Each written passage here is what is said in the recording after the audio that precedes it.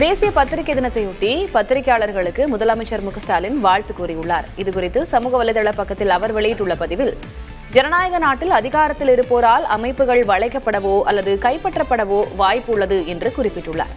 ஜனநாயகத்தை உயிர்ப்புடன் வைத்திருக்கும் சக்தியாக பத்திரிகைகள் இருக்க வேண்டும் என வலியுறுத்தியுள்ளார். அதோடு மத்திய பாஜக அரசின் சர்வாதிகாரத்திற்கு அடிபணிய மறுத்து அதன் தோல்விகள், ஊழல்கள், சூழ்ச்சிகளை அம்பலப்படுத்தும் பத்திரிகையாளர்களை பாராட்டுவதாக முதலமைச்சர் ஸ்டாலின் பதிவிட்டுள்ளார்.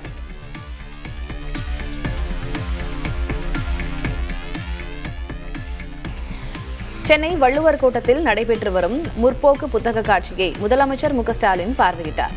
ஒவ்வொரு அரங்குக்கும் சென்று பார்வையிட்டதோடு அங்கிருந்த சில புத்தகங்களையும் முதலமைச்சர் வாங்கிச் சென்றார்.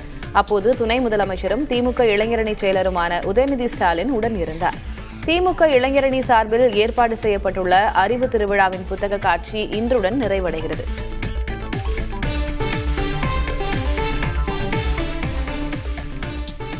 வன்னியர்களுக்கு 15 விழுக்காடு இடஒதுக்கீடு வழங்கக் கோரி பாமக சார்பில் நடைபெறவுள்ள போராட்டத்துக்கு அழைப்பு விடுத்து அக்கட்சியின் தலைவர் அன்புமணி ராமதாஸ் தொண்டர்களுக்கு கடிதம் எழுதியுள்ளார்.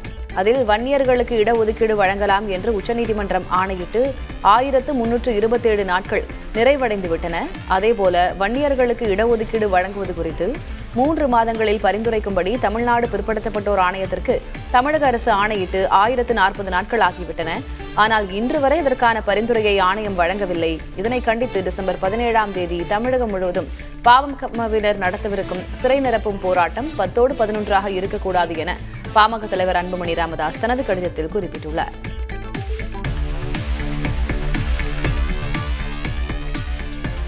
வாக்காளர் பட்டியல் சிறப்பு தீவிர திருத்த பணிகளுக்கு எதிர்ப்பு தெரிவித்து தமிழகம் முழுவதும் தமிழக வெற்றிக் கழகத்தினர் ஆர்ப்பாட்டத்தில் ஈடுபட்டனர். அனைத்து மாவட்ட தலைநகரங்களிலும் நடந்த போராட்டத்தில் ஆயிரக்கணக்கானோர் கலந்து கொண்டனர். சென்னை சேப்பாக்கத்தில் தவேக பொதுச் செயலர் ஆனந்த் தலைமையில் நடைபெற்ற போராட்டத்தில் தேர்தல் பிரச்சார மேலாண்மை பொதுச் செயலர் ஆதவ் அர்ஜுனா உள்ளிட்ட கட்சி நிர்வாகிகள் பலரும் கலந்து கொண்டனர். அப்போது வாக்காளர் பட்டியல் சிறப்பு தீவிர திருத்தத்தில் குளறுபடிகள் நடப்பதாக கூறி தவேகவினர் கோஷங்களை எழுப்பினர். இதேபோல் மதுரை பழங்காநத்தத்தில் கட்சி நிர்வாகி நிர்மல்குமார் தலைமையிலும் கோவையில் அருண்ராஜ் தலைமையிலும் ஆர்ப்பாட்டம் நடைபெற்றது.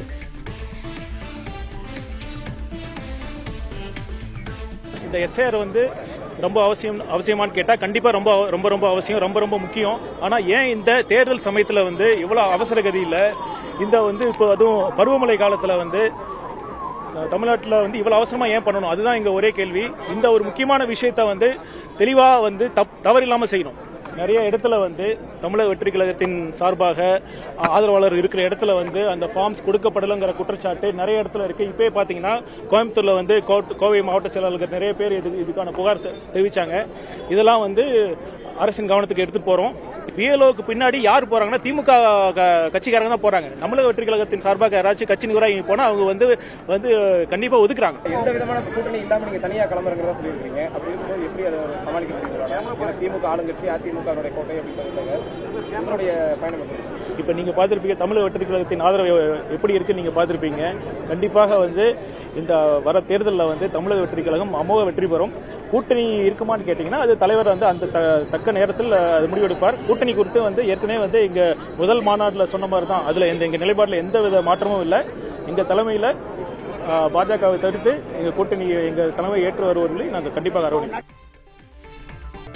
பீகார் சட்டப்பேரவை தேர்தலில் தேசிய ஜனநாயக கூட்டணி வென்றுள்ள நிலையில் ஐக்கிய ஜனதா தளம் கட்சி சார்பில் போட்டியிட்டு வென்றவர்கள் நிதிஷ்குமாரை தங்களது தலைவராக இன்று தேர்ந்தெடுக்கின்றனர்.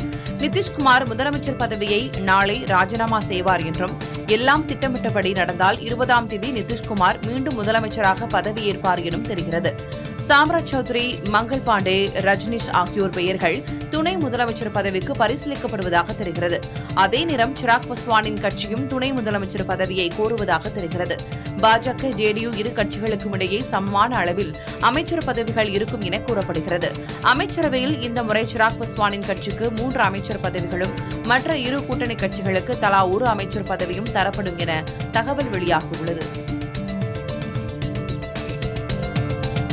பீகார் சட்டமன்ற தேர்தலில் வெற்றி பெற்றுள்ள 243 பேரில் 102 பேர் மீது தீவிரமான கிரிமினல் குற்றச்சாட்டுகள் உள்ளன. இதில் 6 பேர் மீது கொலை வழக்கு, 19 பேர் மீது கொலை முயற்சி வழக்குகள் உள்ளன. பாரதிய ஜனதா சார்பில் வென்ற 89 பேரில் 43 பேர் மீது தீவிரமான கிரிமினல் குற்றச்சாட்டுகள் உள்ளன. ஐக்கிய ஜனதா தளம் சார்பில் வென்ற 85 பேரில் 23 பேர் மீதும், ராஷ்டிரிய ஜனதா தளம் சார்பில் வென்ற 25 பேரில் 14 பேர் மீதும் தீவிர கிரிமினல் குற்றச்சாட்டுகள் இருக்கின்றன. ஜனநாயக சீர்திருத்தத்திற்கான சங்கம் நடத்திய ஆய்வில் இது தெரியவந்துள்ளது.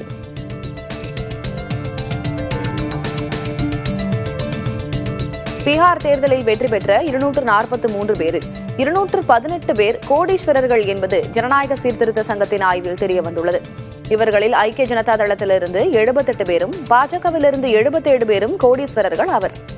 ராஷ்டிரிய ஜனதா தளத்திலிருந்து 24 பேரும், லோக் ஜனசக்தி கட்சியிலிருந்து 16 பேரும் கோடீஸ்வரர்கள் ஆவர். தேர்வான அனைத்து வேட்பாளர்களின் மொத்த சொத்து மதிப்பு 2192 கோடி ரூபாய் ஆகும். இதில் பாஜக வேட்பாளர் குமார் பிரணாய் 171 கோடி ரூபாய் சொத்துகளோடு முதல் இடத்தில் இருக்கிறார்.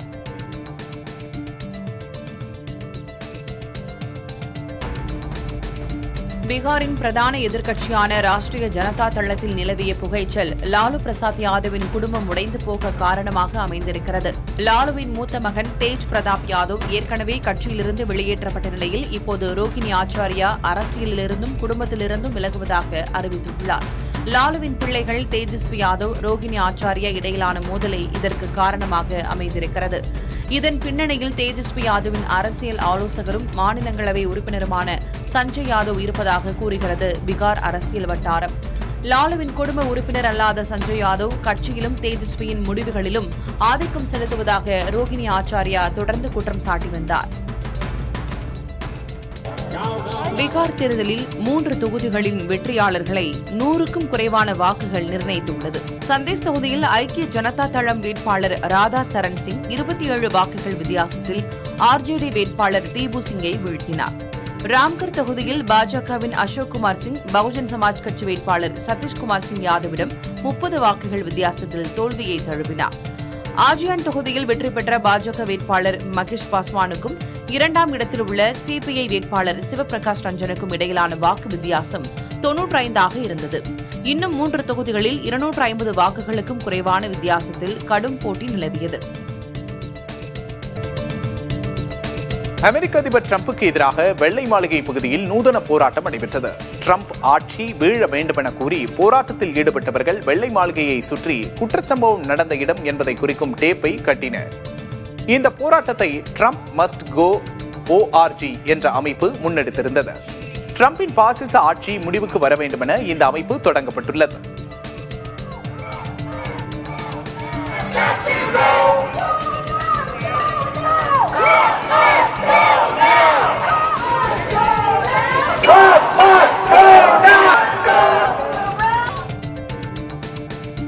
அடுத்த 20 ஆண்டுகளுக்கு ஆசிய பசிபிக் பிராந்தியத்துக்கு 19,560 விமானங்கள் தேவைப்படும் என்று ஏர்பஸ் நிறுவனம் தெரிவித்துள்ளது.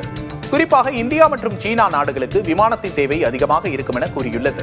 இதே காலகட்டத்திற்கு ஒட்டுமொத்த உலகிற்கும் 42,520 விமானங்கள் தேவைப்படுவதாகவும் ஏர்பஸ் தெரிவித்துள்ளது. ஏர்பஸின் அடுத்த தலைமுறை விமானங்கள் எரிபொருள் செயல்திறனில் உடனடியாக 25 விழுக்காடு மேம்பாட்டையும் அதற்கேற்ப குறைவாக கார்பன் உமிழ்வையும் வழங்க வேண்டும் என்றும் அந்நிறுவனம் தெரிவித்துள்ளது. சீன பிளாஸ்டிக் லைட்டர்களை நாடு முழுவதும் தடை செய்ய மத்திய நிதியமைச்சர் நிர்மலா சீதாராமனிடம் வலியுறுத்தி நடவடிக்கை எடுக்கப்படும் என்று பாஜக மாநில தலைவர் நயினார் நாகேந்திரன் தெரிவித்துள்ளார். கோவில்பட்டியில் தீப்பெட்டி உற்பத்தியாளர்களுடன் அவர் கலந்துரையாடினார். இதில் முன்னாள் அமைச்சர் கடம்பூர் ராஜுவும் பங்கேற்றார். அப்போது நயினார் நாகேந்திரன் கோவில்பட்டியை தலைமையிடமாக கொண்டு மாவட்டம் உருவாக்கப்படும் என்றும் தேசிய ஜனநாயக கூட்டணி ஆட்சி அமைந்ததும் தாமிரபரணி ஆற்றை சுத்தம் செய்ய நடவடிக்கை எடுக்கப்படும் என்றும் கூறினார். திருப்பூர் மாவட்டம் பெருமாநல்லூரில் சபரிமலை செல்லும் ஐயப்ப பக்தர்கள் குழுவினர் பயணித்த சொகுசு பேருந்து விபத்துக்குள்ளானது. முன்னால் சென்ற லாரியின் பின்புறம் பேருந்து மோதியதால் ஓட்டுநர் உட்பட 10க்கும் மேற்பட்ட ஐயப்ப பக்தர்களுக்கு காயம் ஏற்பட்டது. அவர்கள் தனியார் மருத்துவமனையில் அனுமதிக்கப்பட்டுள்ளனர்.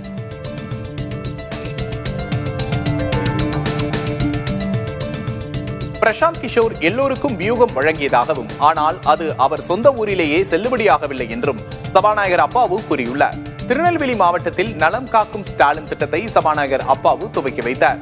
பனகுடி தனியார் பள்ளியில் நடைபெற்ற மருத்துவ முகாமில் பங்கேற்ற அவர் மாற்றுத்திறனாளிகளிடம் கோரிக்கை மனுக்களை பெற்றார். அதனையடுத்து கர்ப்பிணி பெண்களுக்கு நலத்திட்ட உதவிகளையும் அவர் வழங்கினார். நீதித்துறையில் வருங்காலத்தில் பெண் நீதிபதிகள் அதிகமாக தேர்வாக வாய்ப்பிருப்பதாக உச்சநீதிமன்ற நீதிபதி எம் சுந்தரேஷ் தெரிவித்துள்ளார். மதுரை வழக்கறிஞர்கள் சங்கம் சார்பில் நீதிபதி நியமனம் உள்ளிட்ட பணிகளுக்கான நீதித்துறை தேர்வுகளை எழுத விரும்பும் இளம் வழக்கறிஞர்களுக்கான வார இறுதி வகுப்புகளின் தொடக்க விழாவில் பேசிய அவர், இப்போது பெண் வழக்கறிஞர்கள் அதிகமாக உள்ளதாக கூறினார். இதனால் தமிழகம், ராஜஸ்தான் உள்ளிட்ட மாநிலங்களில் அதிகமானோர் தேர்ச்சி பெற்று பெண் நீதிபதியாக பதவி வகிப்பதாக தெரிவித்தார். சென்னை ராஜா அண்ணாமலைபுரத்தில் உள்ள தாகூர் திரைப்பட மையத்தில் சிங்கப்பூர் வாழ் தமிழ் எழுத்தாளரான சவுந்தரநாயகி வைரவன் எழுதிய little India and the Singapore Indian community through the ஏஜர்ஸ் என்னும் நூல் வெளியீட்டு விழா நடைபெற்றது. நூலை வெளியிட்டு பேசிய முன்னாள் மத்திய அமைச்சர் ப. சிதம்பரம், சிங்கப்பூரில் வசிக்கும் இந்தியர்கள் தமிழர்களுக்கு 200 ஆண்டுகால வரலாறு உள்ளதாகவும் 200 ஆண்டுகளுக்கு முந்தைய மக்கள் தொகை கணக்கெடுப்பில் இந்தியர்கள் குறித்தான குறிப்புகள் உள்ளன என்றும் குறிப்பிட்டார்.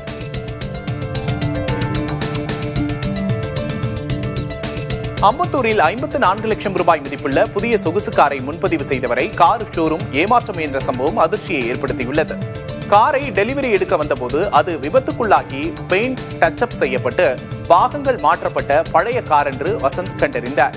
பின்னர் ஷோரூம் ஊழியர்கள் நாளை வாருங்கள் என சொல்லி காலத்தை கடத்தி இரவோடு இரவாக பழுதான பாகங்களை மாற்றி அதே காரை மீண்டும் புதியது போல கொடுக்க முயன்றதாக கூறப்படுகிறது. இதனையடுத்து வசந்த் புதிய காரை வழங்க வலியுறுத்தி கோரி காவல் நிலையத்தில் ஷோரூம் மீது புகார் அளித்துள்ளார்.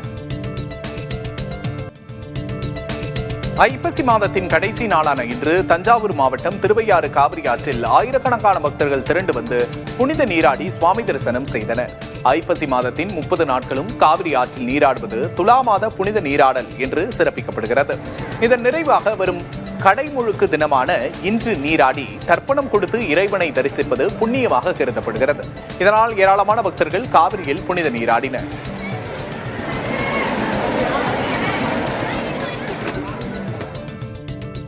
கடலூர் சிப்காட் அருகே உள்ள நொச்சிக்காடு கிராமத்தில் புதிதாக சிப்காட் தொழிற்சாலைக்கு இடம் ஒதுக்கீடு செய்து அரசு ஆணை வெளியிட்டதற்கு கிராம மக்கள் கடும் எதிர்ப்பு தெரிவித்துள்ளனர்.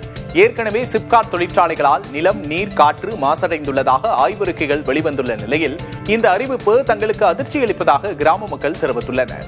அரசாணையை ரத்து செய்ய கோரி வீடுகள் தோறும் கருப்பு கொடி கட்டி தங்கள் எதிர்ப்பை பதிவு செய்தனர்.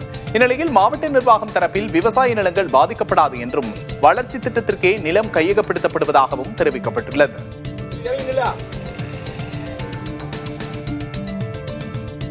கார் சாகுபடி நெல் உற்பத்தி நெல்லையில் 3 மடங்கு அதிகரித்துள்ளது. இந்த ஆண்டு திருநெல்வேலி மாவட்டத்தில் மட்டும் 37 மையங்களில் 28,500 டன் நெல் கொள்முதல் செய்யப்பட்டுள்ளது.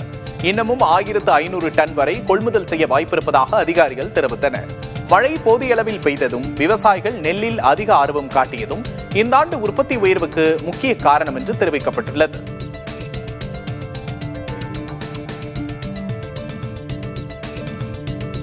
நேரடியாக மக்களை சந்திக்க முடியாத பாஜக அரசு எஸ்ஐஆர் என்ற குறுக்கு வழியில் குழப்பம் ஏற்படுத்துவதாக துணை முதல்வர் உதயநிதி ஸ்டாலின் விமர்சித்துள்ளார். சிவகங்கை மாவட்டம் சிங்கமுனரியில் புதுப்பிக்கப்பட்ட அண்ணா மன்றத்தையும் அங்கு நிறுவப்பட்டுள்ள முன்னாள் முதல்வர் கருணாநிதி, முன்னாள் அமைச்சர் சே. மாதவன் ஆகியோரது முழு உருவச் சிலைகளையும் உதயநிதி ஸ்டாலின் திறந்து வைத்தார். அதன் பின்னர் பேசிய அவர், சிறுபான்மையினரின் வாக்குகளை பாஜக திசை திருப்ப பார்க்கிறது என்றும் எஸ்ஐஆருக்கு எதிராக உச்சநீதிமன்றத்தில் நடக்கும் சட்ட போராட்டத்தில் வெற்றி பெறுவோம் என்றும் கூறினார்.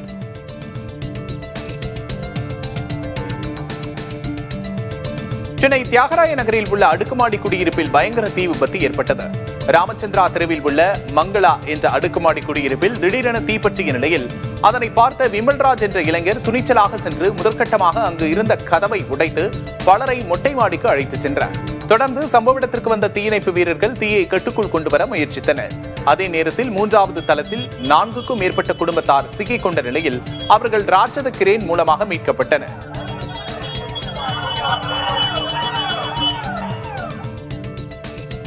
நாய்க்கடி தடுப்பூசிகள், ரேபீஸ், இம்யூனோகுளோபின் மற்றும் பாம்புக்கடி மருந்துகளை பாதிக்கப்பட்டவர்களுக்கு இலவசமாக செலுத்த வேண்டும் என அரசு மற்றும் தனியார் மருத்துவமனைகளுக்கு கர்நாடக அரசு ஆணையிட்டுள்ளது.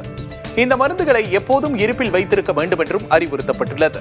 ரேபீஸை அறிவிக்கப்பட வேண்டிய நோயாக பட்டியலிட்டுள்ள அம்மாநில அரசு அறிவுறுத்தல்களுக்கு இணங்க தவறி பாதிக்கப்பட்டவர்களின் இறப்புக்கு வழிவகுத்தால் அது மருத்துவ அலட்சியமாக கருதப்பட்டு குற்றவியல் நடவடிக்கைக்கு வழிவகுக்கும் என்று எச்சரித்துள்ளது.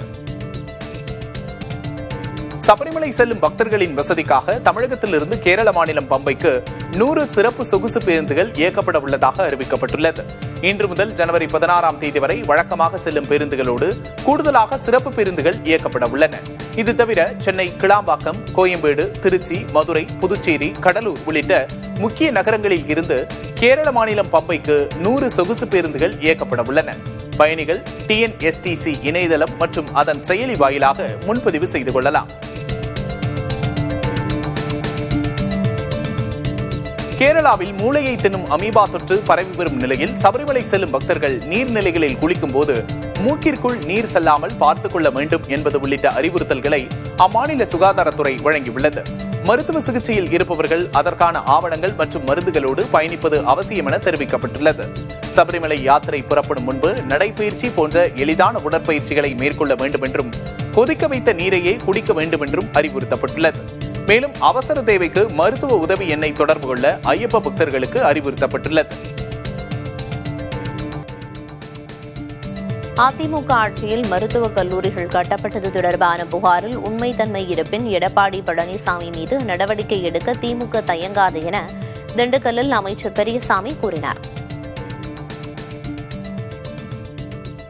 எடப்பாடி மேல நடவடிக்கை எடுக்க திமுக அரசு தயங்குதா? நிச்சயமாக கிடையாது. யாரு மேலே முதலமைச்சர் நடவடிக்கை எடுக்க தயங்க மாட்டார். எந்த புகாராக இருந்தாலும் இதற்கும் தயக்கம் என்பது அவரிடத்துல துளியளவு இருக்காது. நிச்சயமாக தெரிய வந்தால் நிச்சயமாக நடவடிக்கை எடுப்பார். அது யாராக இருந்தாலும் நடவடிக்கை எடுப்பார். அருணாச்சல பிரதேசத்தில் பனி சூழ்ந்த மலைச்சிகரங்களில் தங்குதடையின்றி ஆயுதங்களை எடுத்துச் செல்ல ஏதுவாக மோனோ ரயில் போக்குவரத்தை இந்திய ராணுவத்தினர் தொடங்கியுள்ளனர். இமயமலையை ஒட்டிய காமிங் செக்டார் மலைப்பகுதியில் இரவு பகலாக எல்லையை பாதுகாக்கும் பணியில் ராணுவத்தினர் ஈடுபட்டு வருகின்றனர். 16,000 அடி உயரத்தில் இருக்கும் இந்த போர்க்களத்தில் பொருட்களை கொண்டு செல்வதற்காக மோனோ ரயில் சேவையை கஜராஜ் கார்ப்ஸ் படைப்பிரிவைச் சேர்ந்த ராணுவத்தினர் தொடங்கியுள்ளனர். மழை, வெயில், பனிப்பொழிவு என அனைத்து காலநிலைகளிலும் 300 கிலோ எடை வரை ஏற்றிச் சென்று வர ஏதுவாக இந்த சேவை தொடங்கப்பட்டுள்ளது. திருப்பூர் மாவட்டம் அவினாசி அருகே கர்நாடக அரசின் நந்தினி நெய்யில் கலப்பட பொருட்களை கலந்து தயாரிக்கும் ஆலைக்கு சீல் வைக்கப்பட்டுள்ளது. 2 ஆண்டுகளாக இந்த மோசடியில் ஈடுபட்டதாக 4 பேர் கைது செய்யப்பட்டுள்ளனர். அசல் நெய்யுடன் 4:1 என்ற விகிதத்தில் கலப்படம் செய்து போலியான நெய்யை அசல் நந்தினி பாக்கெட்டுகளில் நிரப்பி பெங்களூருவில் விற்பனைக்கு அனுப்பியது விசாரணையில் தெரியவந்துள்ளது. மேலும் ஆலையிலிருந்து 1 கோடி ரூபாய் மதிப்பிலான கலப்பட பொருட்கள் பறிமுதல் செய்யப்பட்டுள்ளன.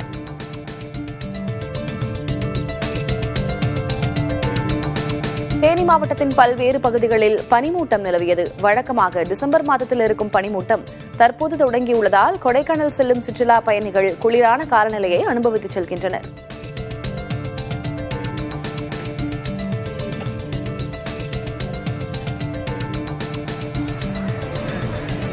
மயிலாடுதுறையில் ஐப்பசி மாத காவிரி துலா உற்சவத்தை முன்னிட்டு மயூரநாதர் ஆலயத்தில் தேரோட்டம் கோலாகலமாக நடைபெற்றது. விநாயகர், சுப்பிரமணியர், சண்டிகேஸ்வரர், அபயாம்பிகை, மயூரநாதர் ஆகிய பஞ்சமூர்த்திகள் தனித்தனியாக 5 தேர்களில் எழுந்தருளினர். தேரோட்டத்தை திருவாவடுதுறை ஆதீனம் தொடக்கி வைத்தார். அதேபோல தருமபுரம் ஆதீனத்திற்கு சொந்தமான வதான்யேஸ்வரர் ஆலயத்திலும் தேரோட்டம் நடைபெற்றது. இதில் ஆயிரக்கணக்கான பக்தர்கள் தேர்களை வடம் பிடித்து இழுத்து தெய்வ வழிபாடு செய்தனர்.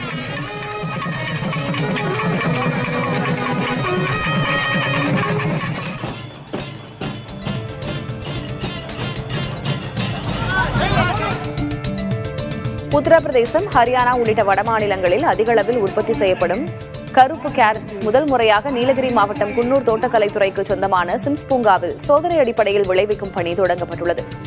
நோய் எதிர்ப்பு சக்தி, நார்ச்சத்து, பீட்டா கேரட்டின், பொட்டாசியம் போன்ற சத்துகள் நிறைந்த இந்த கருப்பு கேரட் விதைகளை டெல்லியிலிருந்து பெற்று சிம்ஸ் பூங்காவில் விதைத்துள்ளனர். 3 மாதங்களில் அறுவடைக்கு தயாராகும் இந்த சோதனை முயற்சியின் விளைவை அடிப்படையாக வைத்தே அடுத்த கட்ட விரிவாக்கம் குறித்து நீலகிரி மாவட்ட தோட்டக்கலைத்துறையினர் முடிவெடுக்க உள்ளனர். கோவில் அர்ச்சகர்கள் அரசியலுக்கு அப்பாற்பட்டவர்களாக இருக்க வேண்டும் என அமைச்சர் சேகர் பாபு வலியுறுத்தியுள்ளார். சென்னை குளத்தூரில் உள்ள சோமநாத சுவாமி திருக்கோயில் சார்பில் 4 இணைகளுக்கு சீர்வரிசையுடன் கூடிய திருமணத்தை அமைச்சர் சேகர் பாபு நடத்தி வைத்தார். தொடர்ந்து செய்தியாளர்களிடம் பேசிய அவரிடம், சிக்கல் சிங்காரவேலர் கோயிலில் அர்ச்சகர் ஒருவர் தாமரை அனைவரது உள்ளத்திலும் மலர வேண்டும் என்று கூறியது தொடர்பான கேள்வி எழுப்பப்பட்டது. அதற்கு பதிலளித்த அவர், அர்ச்சகர் கூறியது குறித்து புகார் வந்துள்ளது என்றும் தேவைப்பட்டால் விசாரணை மேற்கொள்ளப்படும் என்றும் தெரிவித்தார்.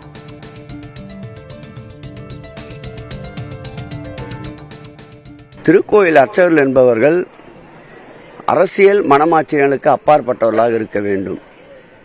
வருகின்ற பக்தர்களுக்கு அவர்கள் மனம் குளிர்கின்ற வகையிலே தெய்வ சன்னிதானத்திலே அவர்கள் நலத்தை நாடி அர்ச்சனை செய்வதும் அந்த தெய்வத்திற்குண்டான அபிஷேகம் மற்றும் தீபாராதனைகளிலும் கவனம் செலுத்த வேண்டுமே தவிர இதுபோன்ற அரசியல் சாயத்தை பூசிக்கொண்டால் அவரை அவர் சொன்ன அந்த சின்னத்தை ஆதரிப்பவர்கள் தவிர்த்து மற்றவர்கள் அவரை குருக்களாக எப்படி ஏற்றுக்கொள்வார்கள் என்பதுதான் என்னுடைய கேள்வி. தமிழ்நாட்டில் 2026 நடைபெறவுள்ள தேர்தலில் ஆளுங்கட்சி கூட்டணிக்கும் தமிழக வெற்றிக் கழக கூட்டணிக்கும் இடையில்தான் போட்டி என்று அமமுக பொதுச் செயலாளர் டிடிவி தினகரன் தெரிவித்துள்ளார். சென்னையில் செய்தியாளர்களிடம் பேசிய அவர் கூட்டணி, தேர்தல் உள்ளிட்ட அம்சங்கள் குறித்து பேசினார். ஆளுங்கட்சி கூட்டணிக்கும் தாவேகா கூட்டணிக்கும் தான் கடுமையான போட்டி இருக்குன்னு நான் நினைக்கிறேன். ஏன்னா நான் ஏதோ அந்த கூட்டணிக்கு போறதுக்காகவோ அதுக்கு சமீட்சைக்காகவோ நான் பேசல. ஒரு குடிமகனா நாட்டு நிலவரங்களை பார்க்கிறப்பையும் ஊடகத்துறையில் உள்ள நண்பர்கள், சர்வே எடுப்பவர்கள் எல்லாம் சொல்வதை வைத்து நான் ஒரு நடுநிலையாக நின்று அந்த கருத்தை சொல்றேன். அதுக்காக உடனே தாவேகாவுக்கு ஒரு கூட்டணி போறதுக்காக சமீட்சை கொடுக்கிறார் அப்படிலாம் கிடையாது. பீகார் தேர்தல் முடிவு ஜனநாயகத்தின் மீதான இளைஞர்களின் நம்பிக்கையை தகர்த்திருப்பதாக தமிழ் பேரரசு கட்சியின் பொதுச் செயலாளரும் திரைப்பட இயக்குநருமான கௌதமன் தெரிவித்துள்ளார். பழனியில் செய்தியாளர்களிடம் பேசிய அவர், அதிகாரமும் பணமும் இருந்தால் தேர்தலில் வெற்றி பெற முடியும் என்பதை பீகார் சட்டமன்ற தேர்தல் முடிவுகள் நிரூபித்திருப்பதாக கடுமையாக விமர்சித்தார். இடைநிலை மற்றும் பட்டதாரி ஆசிரியர்களுக்கான ஆசிரியர் தகுதி தேர்வு 2வது நாளாக இன்று நடைபெற்றது. நேற்று முதல் தாளுக்கான தேர்வு நடைபெற்ற நிலையில் இன்று 2வது தாள் தேர்வு நடைபெற்றது. தமிழகம் முழுவதும் 1241 மையங்களில் தேர்வு எழுத 3,73,000 பேர் விண்ணப்பித்திருந்தனர். ஆசிரியராக பணியாற்ற டெட் தேர்வில் தேர்ச்சி பெறுவது கட்டாயம் என்ற உச்சநீதிமன்ற உத்தரவுக்கு பிறகு தேர்வு எழுதுபவர்களின் எண்ணிக்கை அதிகரித்திருப்பதாக ஆசிரியர் தேர்வு வாரியம் தெரிவித்துள்ளது. இந்நிலையில் நேற்று நடந்த முதல் தாள் தேர்வினை 14,958 பேர் எழுதவில்லை. சென்னையின் குடிநீர் ஆதாரமான பூண்டி ஏரியிலிருந்து வெளியேற்றப்படும் உபரி நீரின் அளவு அதிகரிக்கப்பட்டுள்ளது. நேற்று வினாடிக்கு 1500 கனஅடியாக திறக்கப்பட்ட நீர் தற்போது 2500 கனஅடியாக அதிகரிக்கப்பட்டுள்ளது. ஏரியின் மொத்த கொள்ளளவு 3231 மில்லியன் கனஅடி என்ற நிலையில் தற்போது 2541 மில்லியன் கனஅடி நீர் இருப்பு உள்ளது. ஏரிக்கு நீர்வரத்து வினாடிக்கு 790 கனஅடியாக உள்ளது.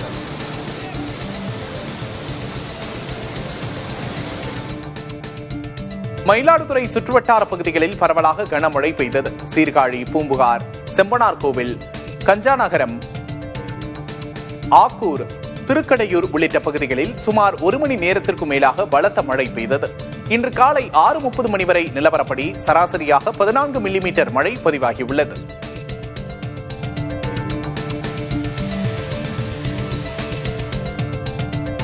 நாகை சுற்றுவட்டார பகுதிகளில் கனமழை பெய்து வருகிறது. வேளாங்கண்ணி, திருப்பூண்டி, மேலப்பிடாகை, கருங்கண்ணி, கீழ்வேளூர், கீழையூர் உள்ளிட்ட பகுதிகளில் மழை பெய்தது. இதனால் சம்பா தாளடி சாகுபடி செய்துள்ள விவசாயிகள் கவலையடைந்துள்ளனர்.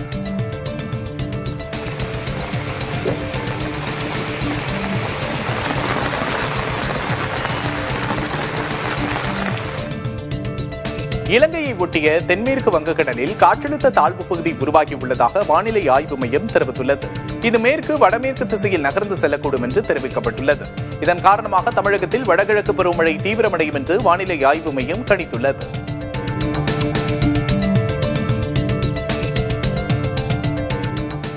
தமிழகத்தில் இன்று 4 மாவட்டங்களில் மிக கனமழை பெய்ய வாய்ப்பிருப்பதாக வானிலை ஆய்வு மையம் தெரிவித்துள்ளது.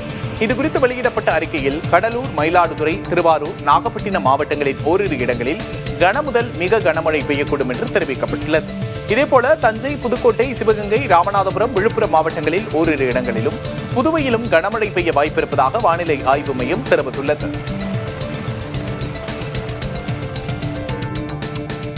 சென்னையில் இன்று மிதமான மழை பெய்ய வாய்ப்பிருப்பதாக வானிலை ஆய்வு மையம் தெரிவித்துள்ளது. இதுகுறித்து வெளியிடப்பட்ட அறிக்கையில் வானம் ஓரளவு மேகமூட்டத்துடன் காணப்படும் என்றும் நகரின் ஒரு சில இடங்களில் இடி மின்னலோடு மிதமான மழை பெய்யக்கூடும் என்றும் தெரிவிக்கப்பட்டுள்ளது.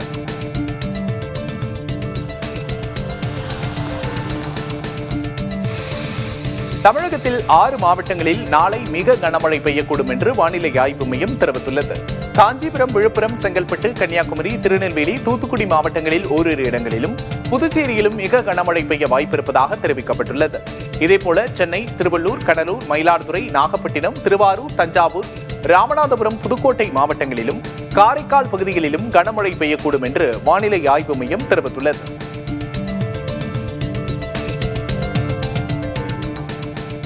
மிக கனமழை மற்றும் கனமழை எச்சரிக்கை விடுக்கப்பட்டுள்ள மாவட்டங்களில் முன்னேற்பாடுகளை மேற்கொள்ள மாவட்ட ஆட்சியர்களை தமிழக அரசு அறிவுறுத்தியுள்ளது. மாநில அவசர கால செயல்பாட்டு மையத்தின் மூலம் நிலைமை தொடர்ந்து கண்காணிக்கப்பட்டு வருவதாகவும் தெரிவிக்கப்பட்டுள்ளது.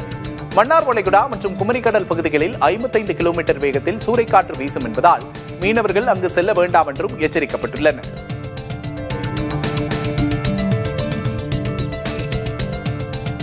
இலங்கை மன்னார் அருகே ஆழம் குறைந்த கடல் பகுதிக்கு படையெடுத்த டால்பின்களோடு குழந்தைகள் துள்ளி விளையாடி மகிழ்ச்சியடைந்தனர். இலுப்பை கடவை என்னும் மீனவ கிராமத்தையொட்டி ஆழமற்ற கடற்பரப்பில் திடீரென டால்பின் மீன்கள் படையெடுத்தன. இதனைக் கண்டு ஆச்சரியமடைந்த மீனவர்களும் குழந்தைகளும் அவற்றை நெருங்கி பார்த்து விளையாடி மகிழ்ந்தனர். இந்த வீடியோ தற்போது சமூக வலைதளங்களில் வைரலாகி வருகிறது.